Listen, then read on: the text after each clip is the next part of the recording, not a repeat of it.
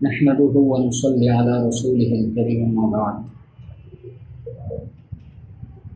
আলহামদুলিল্লাহ। সামনে আমাদের ঈদুল আযহা, এটি সন্নিকটে আর মাত্র 3 দিন বাকি আছে। 3 দিন পর ইনশাআল্লাহ ঈদুল আযহা অর্থাৎ কুরবানি ঈদ পেয়ে যাবে ইনশাআল্লাহ। এক্ষেত্রে অনেকটি বিশেষ করে একটি মাসলা নিয়ে দ্বিধাদ্বন্দ্বে থাকে। আবার গরু বিক্রেতা যারা থাকেন তারা শরীয়তের কিছু জিনিসকে পূজা করে তারা ক্রেতার পকেট থেকে হাতিয়ে নেয়। এক্ষেত্রে সতর্ক থাকা দরকার আছে।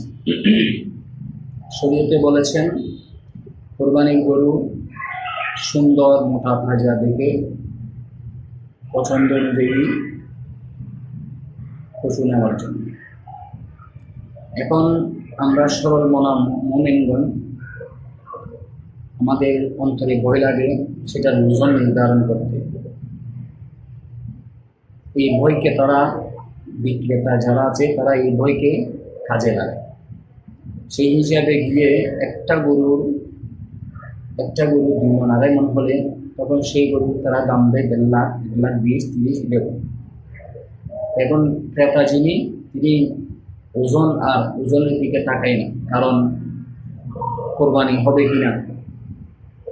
এইরকম যদি ধোঁকার সম্মুখীন আপনারা হন, এই বিক্রেতায় যদি এরকম ধর্মপুঁজি করে, বিক্রেতারা যদি এরকম ধর্মকে যদি ব্যবসায়ী রূপান্তর করে কাজে লাগাতে চাই, ক্রেতাদেরকে ধোঁকা দিতে চাই, তাহলে অবশ্যই আপনারা ওজন নির্ধারণ করতে পারবেন।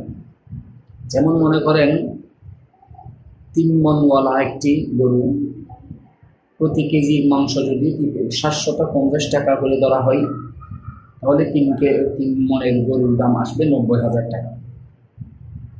সেই ক্ষেত্রে এখন গরুটির দাম দিচ্ছে আপনাকে 1,50,000 টাকা।